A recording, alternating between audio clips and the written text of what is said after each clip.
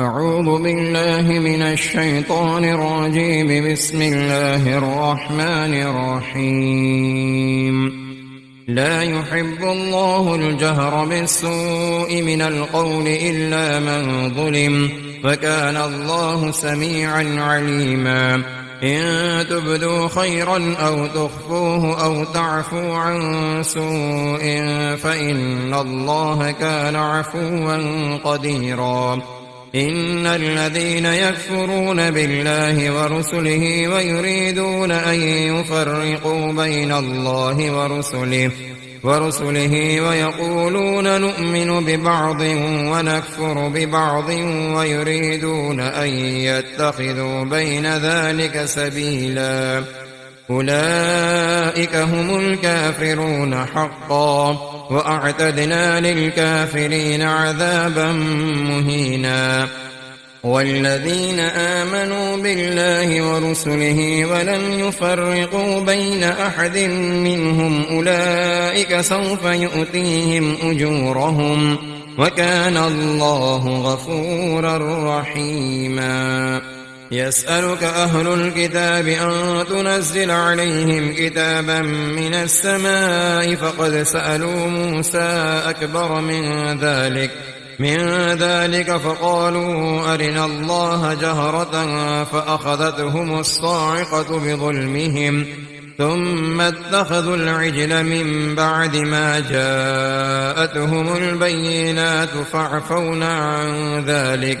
وآتينا موسى سلطانا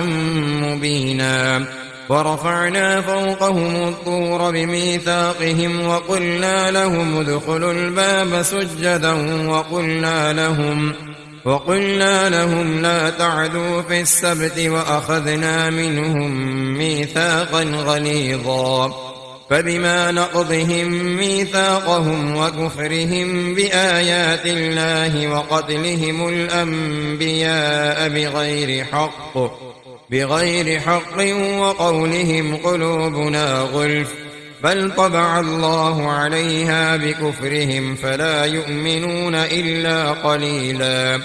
وبكفرهم وقولهم على مريم بهتانا عظيما، وقولهم إنا قتلنا المسيح عيسى ابن مريم رسول الله وما قتلوه وما صلبوه ولكن شبه لهم، وإن الذين اختلفوا فيه لفي شك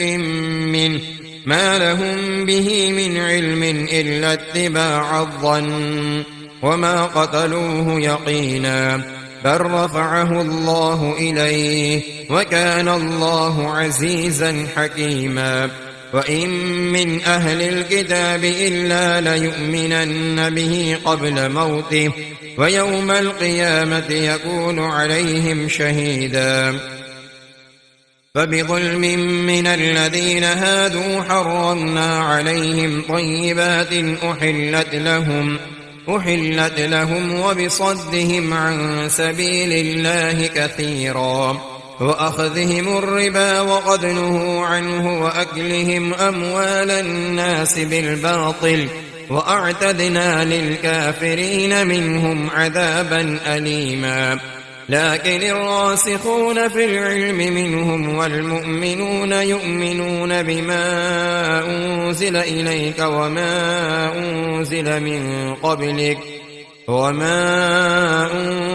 من قبلك والمقيمين الصلاة والمؤتون الزكاة والمؤمنون بالله واليوم الآخر، أولئك سنؤتيهم أجرا عظيما. إنا أوحينا إليك كما أوحينا إلى نوح والنبيين من بعده، وأوحينا إلى إبراهيم وإسماعيل وإسحاق ويعقوب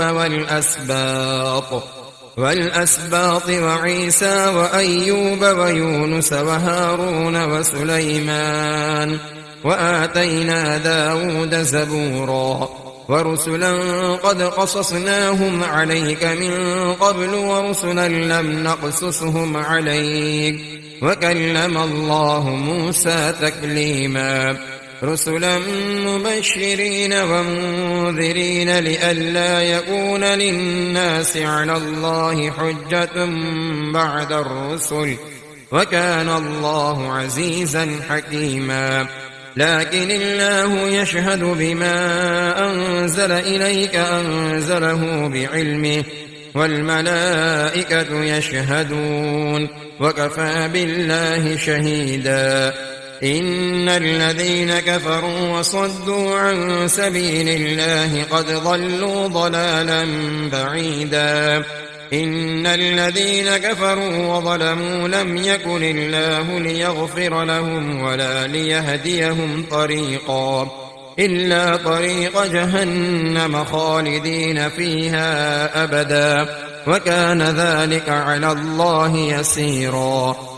يا أيها الناس قد جاءكم الرسول بالحق من ربكم فآمنوا خيرا لكم، وإن تكفروا فإن لله ما في السماوات والأرض، وكان الله عليما حكيما. يا أهل الكتاب لا تغلوا في دينكم ولا تقولوا على الله إلا الحق،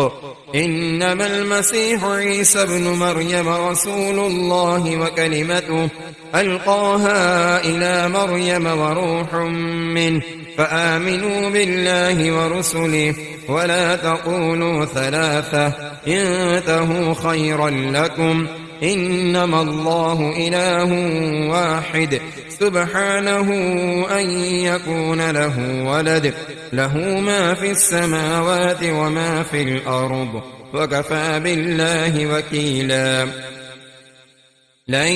يستنكف المسيح أن يكون عبدا لله ولا الملائكة المقربون، ومن يستنكف عن عبادته ويستكبر فسيحشرهم إليه جميعا. فأما الذين آمنوا وعملوا الصالحات فيوفيهم أجورهم ويزيدهم من فضله، وأما الذين استنكفوا واستكبروا فيعذبهم عذابا أليما ولا يجدون لهم من دون الله وليا ولا نصيرا. يا أيها الناس قد جاءكم برهان من ربكم وأنزلنا إليكم نورا مبينا. فأما الذين آمنوا بالله واعتصموا به فسيدخلهم في رحمة منه وفضل ويهديهم إليه صراطا مستقيما. يستفتونك قل الله يفتيكم في الكلالة إن امرؤ هلك ليس له ولد وله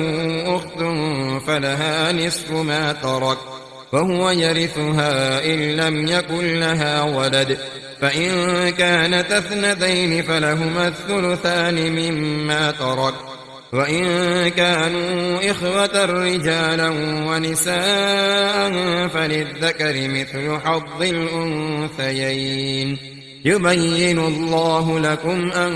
تضلوا، والله بكل شيء عليم.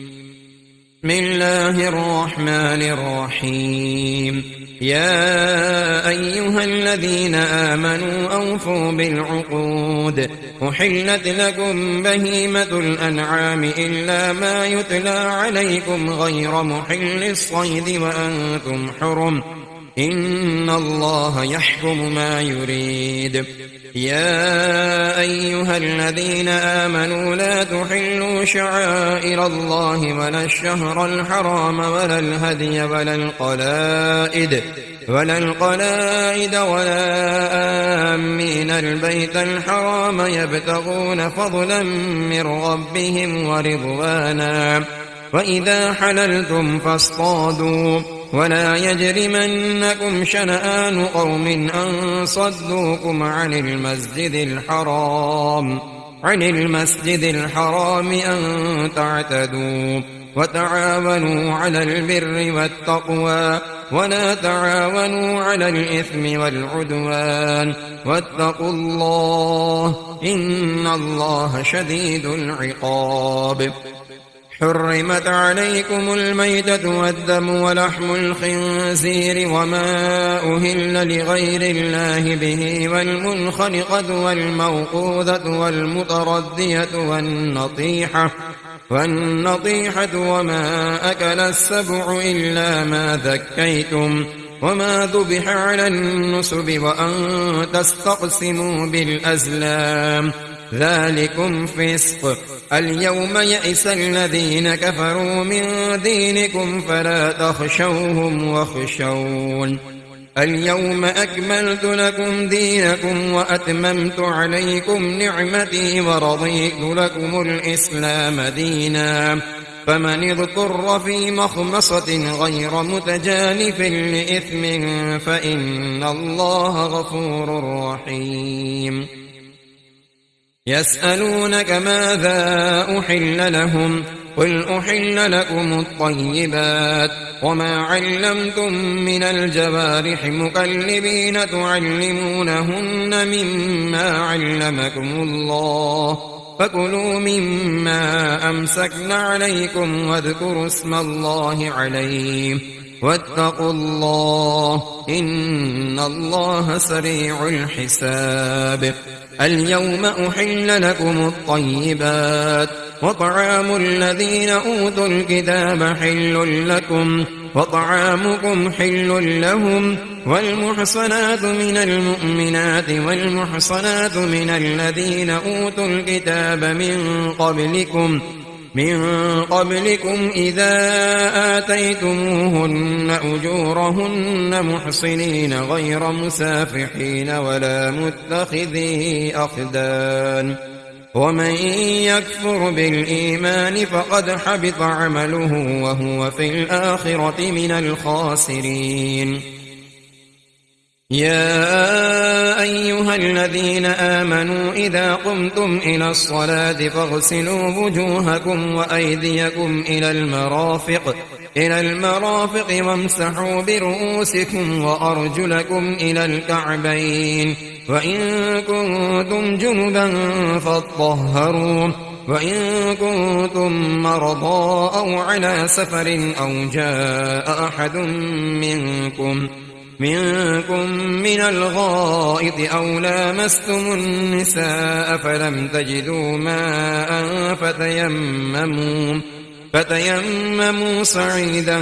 طيبا فامسحوا بوجوهكم وأيديكم منه ما يريد الله ليجعل عليكم من حرج ولكن يريد ليطهركم وليتم نعمته عليكم لعلكم تشكرون.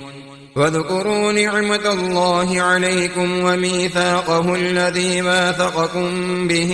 إذ قلتم سمعنا وأطعنا واتقوا الله إن الله عليم بذات الصدور.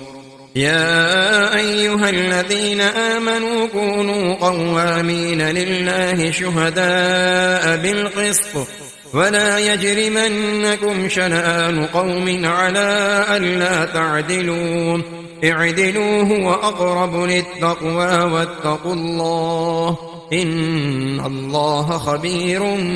بما تعملون. وعد الله الذين آمنوا وعملوا الصالحات لهم مغفرة وأجر عظيم والذين كفروا وكذبوا بآياتنا أولئك أصحاب الجحيم. يا أيها الذين آمنوا اذكروا نعمة الله عليكم إذ هم قوم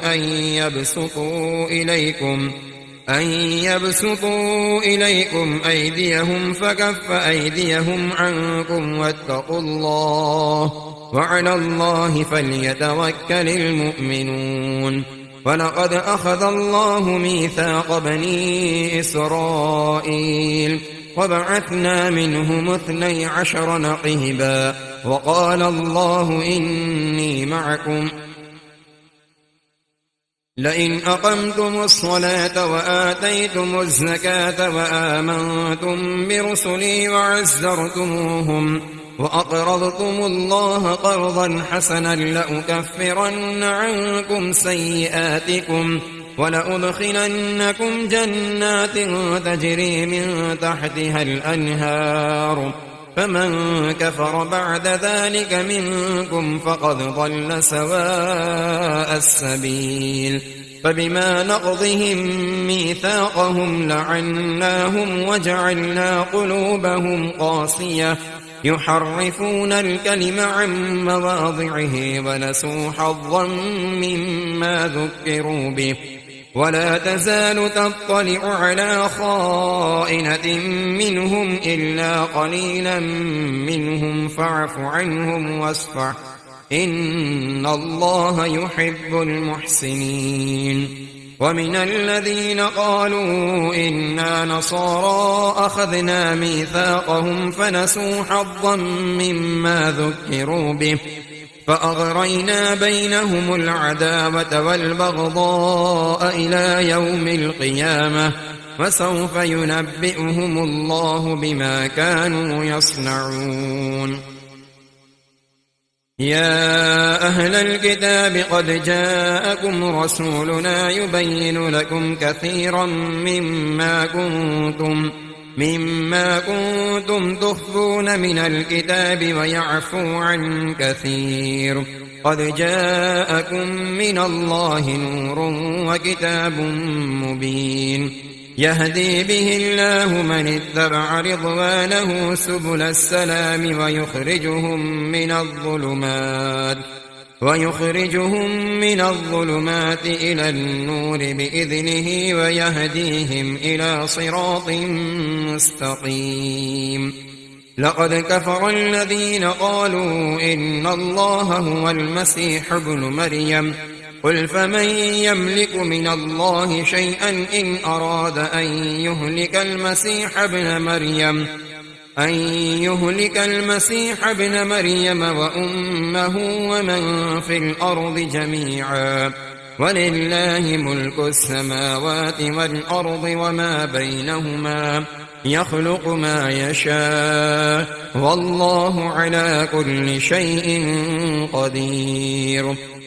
وقالت اليهود والنصارى نحن أبناء الله وأحباؤه قل فلم يعذبكم بذنوبكم بل أنتم بشر ممن خلق يغفر لمن يشاء ويعذب من يشاء ولله ملك السماوات والأرض وما بينهما وإليه المصير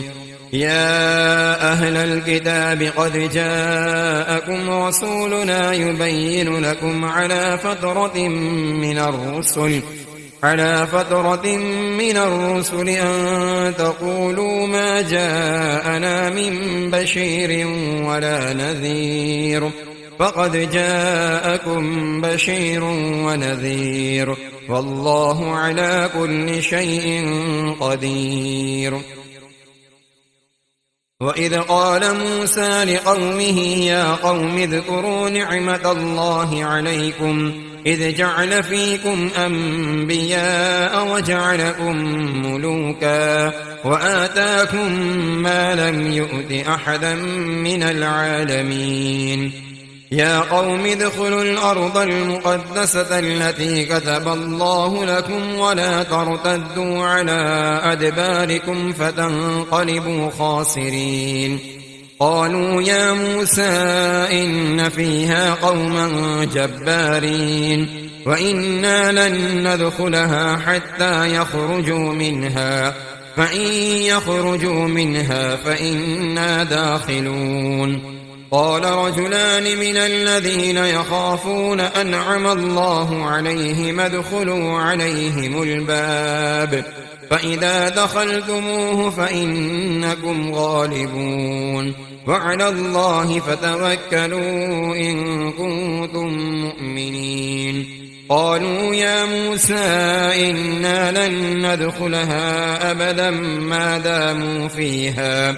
ما داموا فيها فاذهب أنت وربك فقاتلا إنا هاهنا قاعدون قال رب إني لا أملك إلا نفسي وأخي فافرق بيننا وبين القوم الفاسقين قال فإنها محرمة عليهم 40 سنة يتيهون في الأرض فلا تأس على القوم الفاسقين واتل عليهم نبأ ابني آدم بالحق إذ قربا قربانا فتقبل من أحدهما ولم يتقبل من الآخر قال لأقتلنك قال إنما يتقبل الله من المتقين لئن بسطت إلي يدك لتقتلني ما أنا بباسط يدي إليك لأقتلك إني أخاف الله رب العالمين إني أريد أن تبوء بإثمي وإثمك فتكون من أصحاب النار وذلك جزاء الظالمين فطوعت له نفسه قتل أخيه فقتله فأصبح من الخاسرين فبعث الله غرابا يبحث في الأرض ليريه كيف يواري سوءة أخيه قال يا ويلتى أعجزت أن أكون مثل هذا الغراب فأواري سوءة أخي فأصبح من النادمين من أجل ذلك كتبنا على بني إسرائيل أنه من قتل نفسا بغير نفس أو فساد في الأرض فكأنما قتل الناس جميعا ومن أحياها فكأنما أحيا الناس جميعا ولقد جاءتهم رسلنا بالبينات ثم إن كثيرا منهم بعد ذلك في الأرض لمسرفون إنما جزاء الذين يحاربون الله ورسوله ويسعون في الأرض فسادا أن يقتلوا أو يصلبوا أو تقطع أيديهم وأرجلهم من خلاف أو ينفوا من الأرض ذلك لهم خزي في الدنيا ولهم في الآخرة عذاب عظيم إلا الذين تابوا من قبل أن تقدروا عليهم فاعلموا أن الله غفور رحيم يا أيها الذين آمنوا اتقوا الله وابتغوا إليه الوسيلة وجاهدوا في سبيله لعلكم تفلحون إن الذين كفروا لو أن لهم ما في الأرض جميعا ومثله معه ليفتدوا به من عذاب يوم القيامة ما تقبل منهم ولهم عذاب أليم يريدون أن يخرجوا من النار وما هم بخارجين منها ولهم عذاب مقيم والسارق والسارقة فاقطعوا أيديهما جزاء بما كسبا نكالا من الله والله عزيز حكيم فمن تاب من بعد ظلمه وأصلح فإن الله يتوب عليه إن الله غفور رحيم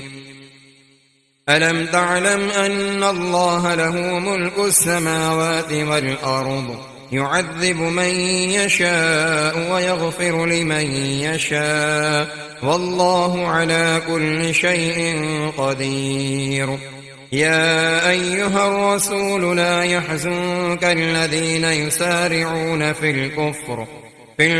من الذين قالوا آمنا بأفواههم ولم تؤمن قلوبهم ومن الذين هادوا سماعون للكذب سماعون لقوم آخرين لم يأتوك يحرفون الكلم من بعد مواضعه يقولون إن أوتيتم هذا فخذوه وإن لم تؤتوه فاحذروا ومن يرد الله فتنته فلن تملك له من الله شيئا أولئك الذين لم يرد الله أن يطهر قلوبهم لهم في الدنيا خزي ولهم في الآخرة عذاب عظيم سماعون للكذب أكالون للسحت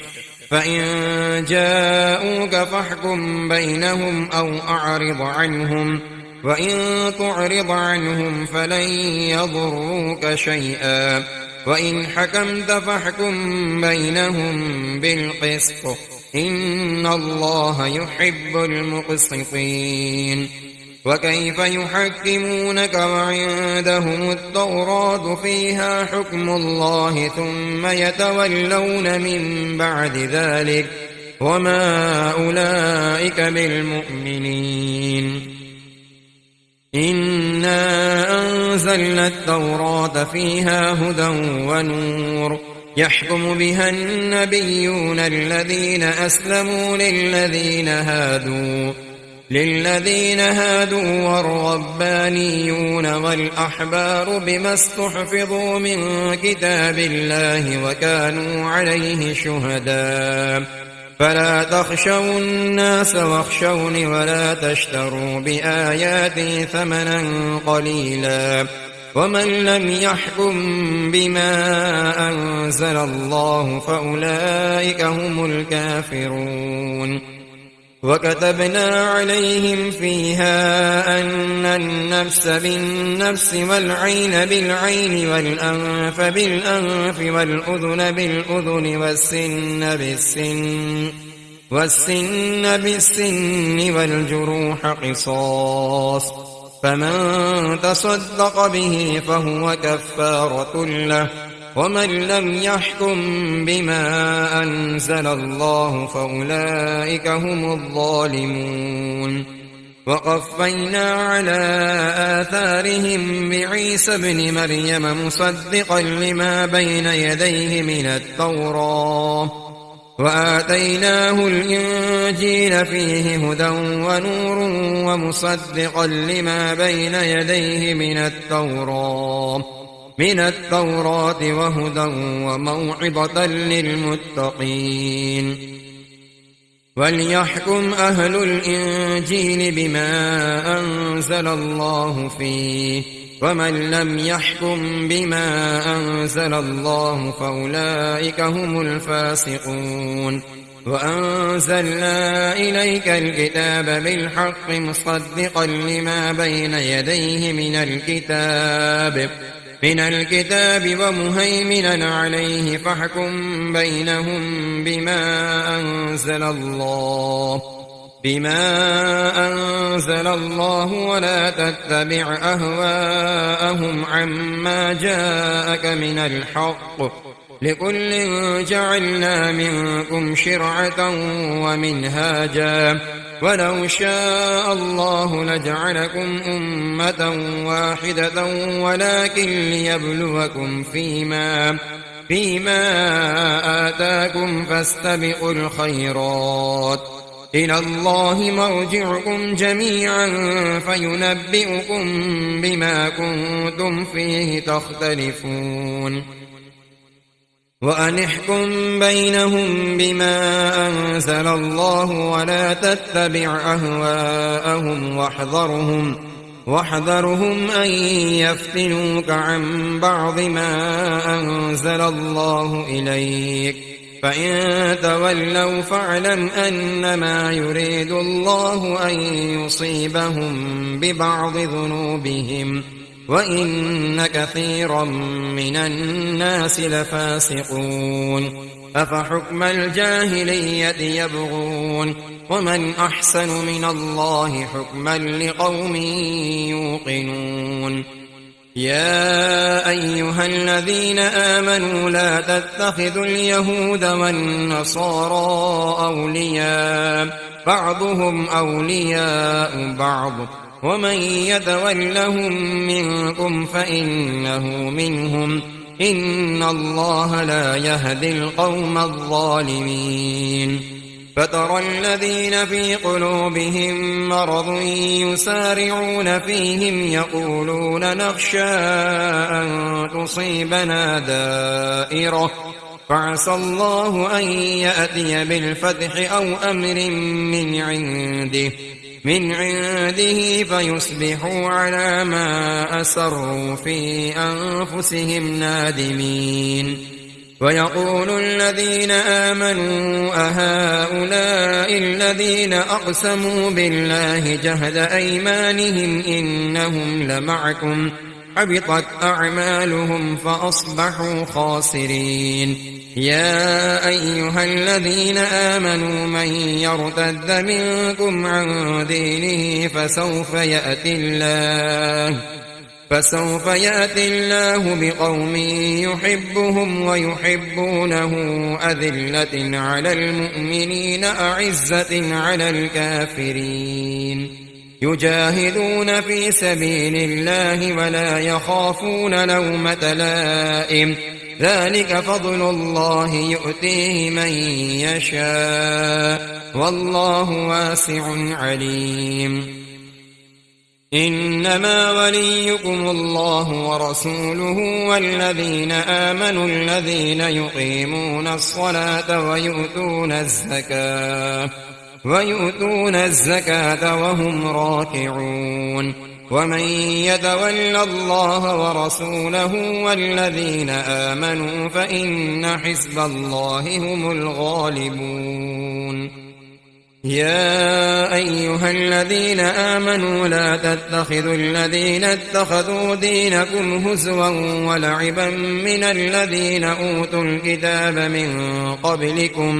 من قبلكم والكفار أولياء واتقوا الله إن كنتم مؤمنين وإذا ناديتم إلى الصلاة اتخذوها هزوا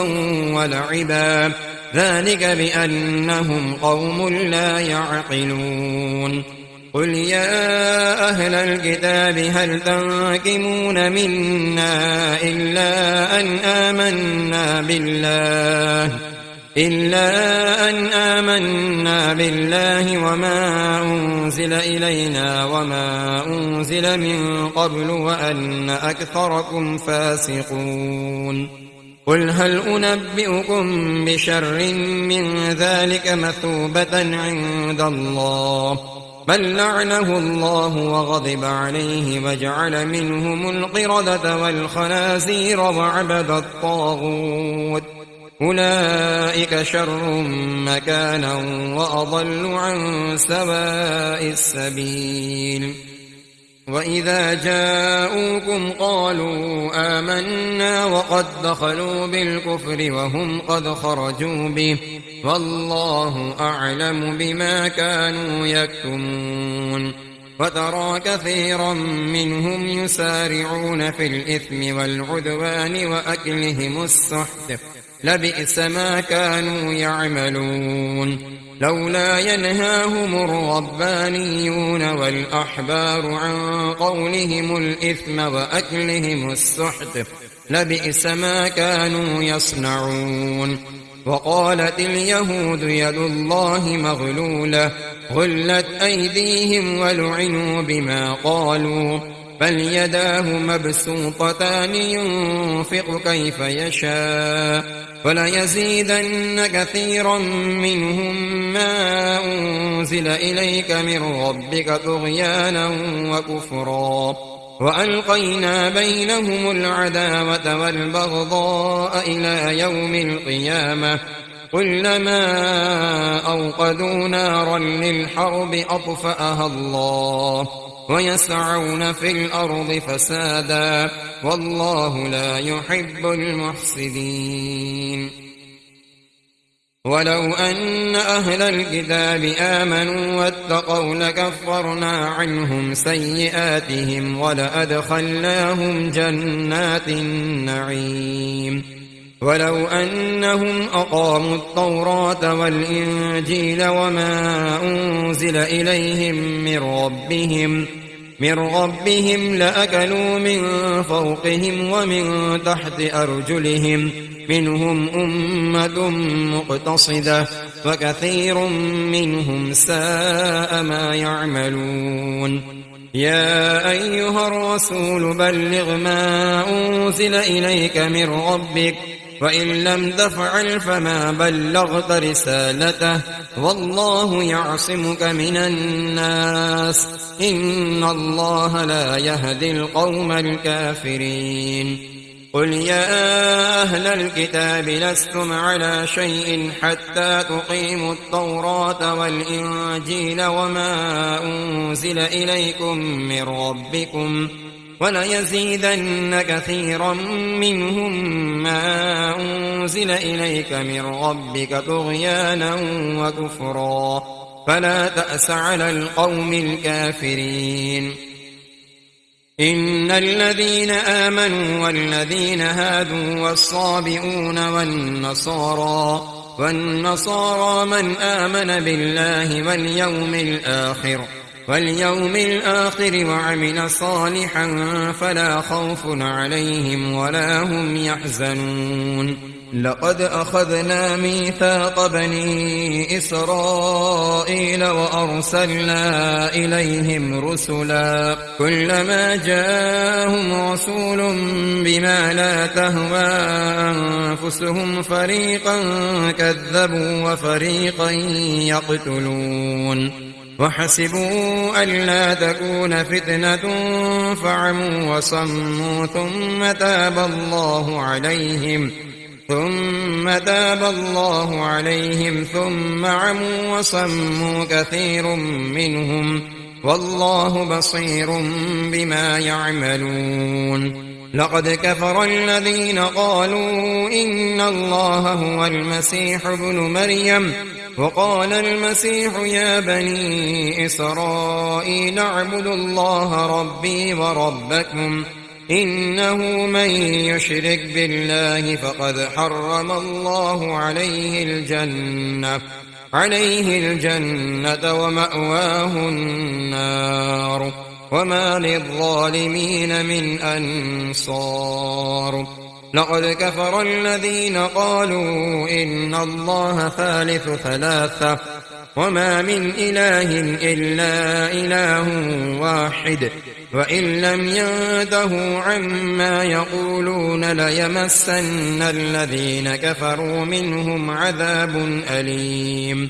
أفلا يتوبون إلى الله ويستغفرونه والله غفور رحيم ما المسيح ابن مريم إلا رسول قد خلت من قبله الرسل وأمه صديقة كانا يأكلان الطعام انظر كيف نبين لهم الآيات ثم انظر أنا يؤفكون